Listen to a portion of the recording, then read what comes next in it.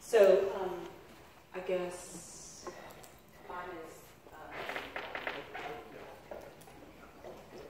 I'm so intriguing, Trevor just forgot to make the change. why is that great? I was just so surprised that you said that. What's the name of it? Dr. Jacob Mattina. Second Right from the there. bottom.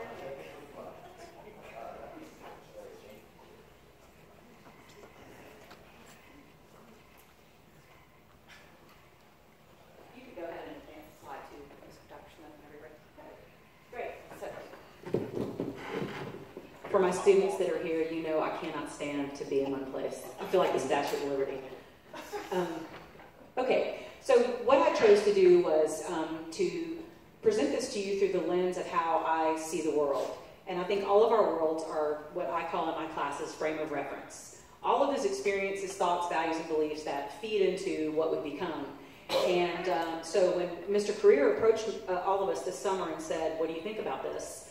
Regardless of what his motivation was and what brought it on, I went and looked it up, and I highlighted the things that for some reason resonated with me.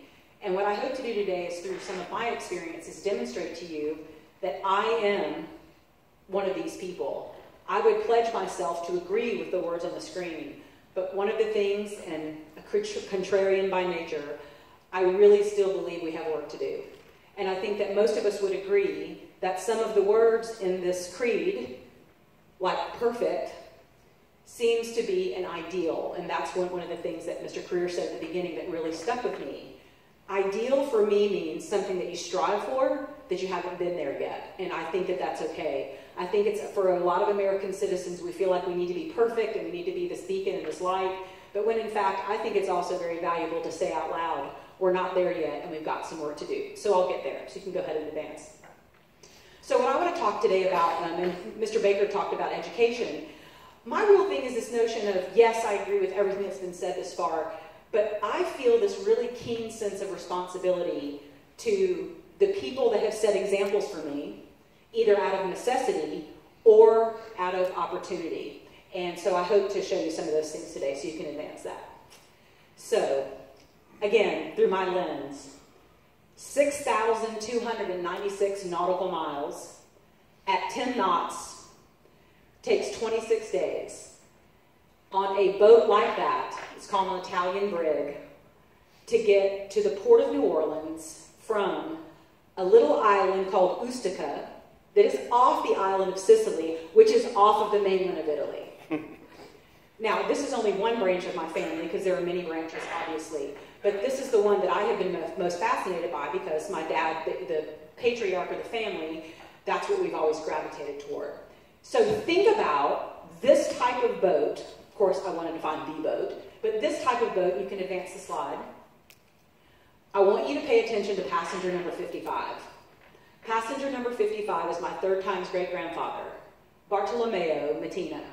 He was 1 when his parents, Antonino and Rosa, chose to put he and his brothers and sister on a boat like the one you just saw and travel over 6,000 nautical miles. Do you already understand the responsibility that I feel? That the choice that they made, any of you who have had 1-year-olds, imagine that, right? So, but I don't want to whitewash this. I don't want to make this seem like now the music comes up and Leonardo DiCaprio comes out on the screen. It's not that kind of experience. Because here's what I want you to know. They went to the port of New Orleans for a reason. Because other people in their community, now Ustica is smaller, like it's 6 miles all the way across. That's what we're dealing with. So imagine coming from that community to the port of New Orleans in 1866. In your mind's eye, think about what was going on in America in 1866. In the South, let it wash over you. In the country, let it wash over you. So my family, and there they are, passenger number 55, came into the port of New Orleans, and there wasn't any pomp and circumstance, and there certainly wasn't a parade, and there certainly wasn't a citizenship welcome, flag, flag, flag. It was survive or not. And they chose to. Again, my responsibility. What made Antonino and Rosa get on that boat with their children? It had to have been that life was miserable. So they chased the opportunity. Go ahead and change the slide. Now, At the bottom of that screen, I hope you saw, and you might not be able to see all the words, there were words like WAP, Dago, and Gimme. Those words were what they walked into. And here's the other part of me. You may not recognize the faces, but hopefully you'll recognize the names. These are just some of the women that in the mid-1800s were trying to gain equality for women.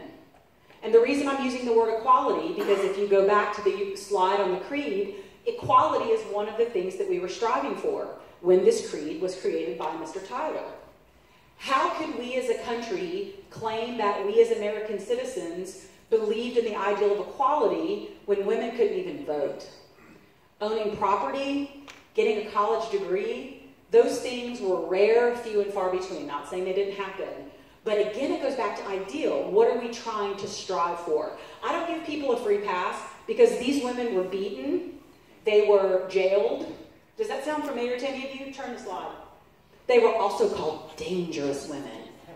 Dangerous women, right? Why are they dangerous? Anybody, why are they dangerous? Because they wanted to vote. And because they're smart and they're considered dangerous. But what's happening at the same time in New Orleans? My family's trying to get it together. In New Orleans, at the same time, while this is going on, what's happening?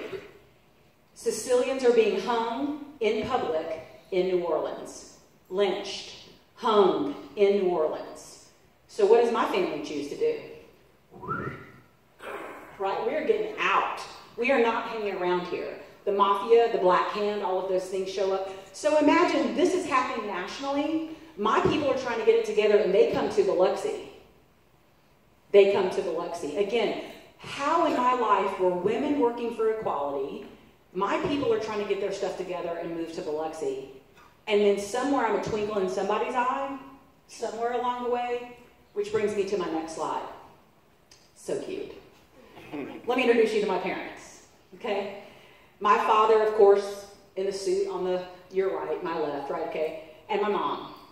My parents both came from very large families, the oldest children, and when I say they had nothing, I mean nothing, which goes back to some of the themes that you were talking about.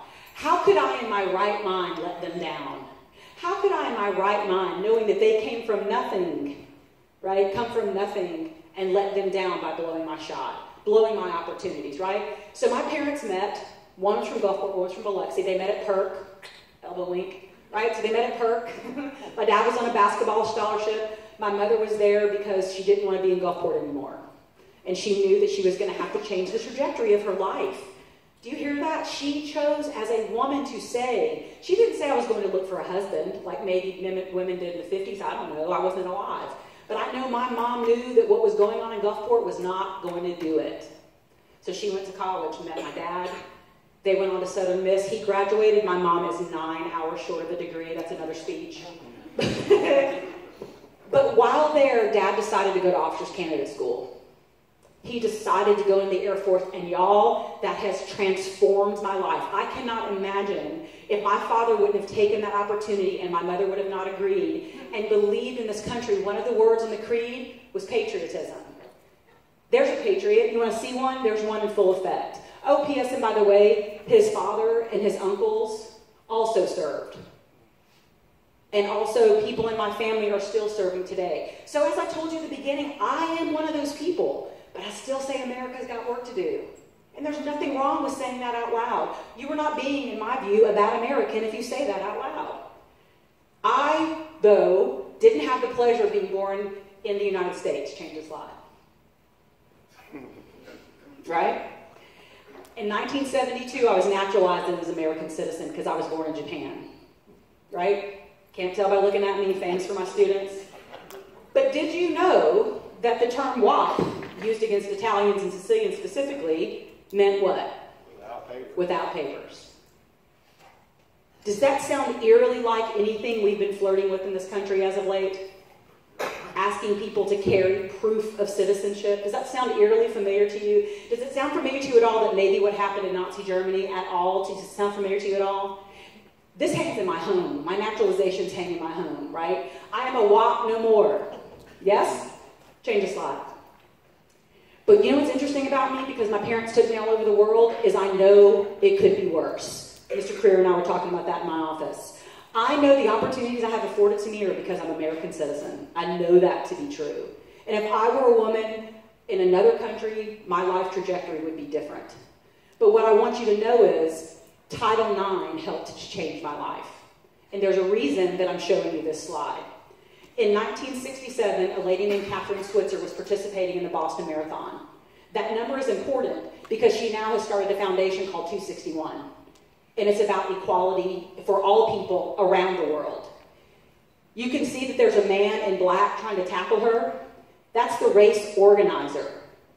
He was the organizer of the Boston Marathon. A cop ran up behind her and jumped on her and said, and I quote, "Get the hell out of my race and give me those numbers." Y'all, she was trying to run a race, 26 miles. If somebody wants to run 26 miles, go head on. I'm not going to try to stop you. But he was so angry that she was trying to infect that race that he tried to physically stop her from running a race, which is a hobby, by the way. And the guy who's protecting her is her husband. What has that got to do with me now? Well, this was in 1967. Turn the slide. In 1972, Title IX was created by the U.S. government. And I'm going to read to you what Title IX says. Title IX is a regulation that went into effect that says no person in the U.S. shall, on the basis of sex, be excluded from participation in, be denied the benefits of, or be subject to discrimination under any education program or activity receiving federal assistance. Now, there are some people in the room that might be stopped in their tracks with the notion of federal assistance. It kind of sounds like blackmail. Do what you want or we'll take your money back. And I understand that, but imagine if no one would have done that. I would not be standing here in front of you. Turn the slide. Because without Title IX, I have no bachelor's degree. That girl with the really bad haircut there on the right, signing that scholarship, was because of Title IX. I was identified by a very small Division II school and said, because you can play volleyball, because you have an athletic talent, come and play ball for us and we'll pay for your degree. And I said, okay. And I was miserable while I was there. I need you to know that, Mr. Baker. I was miserable. A Catholic girl at a Protestant college in the 80s, that was hard for me, and I've told my students who are here know that. But the reason that I stayed was what? Why did I stay? Parents. My parents. Yeah. How could I say to them, I don't like it here. People don't like me. Or whatever my complaint was at the time. My mother said, are you sure you want to go back up there? Oh, yes, ma'am. You sure you don't want to go to LSU? Oh, yes, ma'am, I'm sure. Well, I wanted to go to LSU, but I knew that my parents needed me to finish that degree. And then it turned into a master's degree. And here's the thing, I wouldn't have a PhD without a master's degree. There's no way I could have paid for a master's degree. But because I could play a sport, but it's because the federal government said we have to create equal access for people. We have to create equal access. And because I could play a sport, my educational opportunities were afforded to me. Now, Title IX has changed and morphed over time. In 1975, it was established in employment. It was established in other places. Even now, in the 2000s, it's used even in sexual harassment and sexual discrimination and assault and rape cases. But the spirit of what Title IX tried to achieve was to give equal access. Now, why did I take you from the boat to Susan B. Anthony and to my parents? It all goes back to what Mr. Creer asked me this summer. Do you want to talk about this? And again, the notion of perfect, we are not. Equal, we strive to be. Patriots, we are surrounded by them. Sacrifice all day. And if nothing else, it's my duty. Last slide. On your left is a bumper sticker that I saw recently. Life's a bitch, but don't elect one. Let me just say to you, we're going to continue to be dangerous women. Let me just let you know that. But I know that our country is worth more. We're smarter than that. The opportunities are there. But we have to continue to push through that which limits us. But if you ask me, do you believe in the American's creed all day, every day, I would defend it, and I would honor my country all day, every day. And I stand here in front of you, a proud American, who is willing to defend her American's creed and willing to defend her country. Thank you.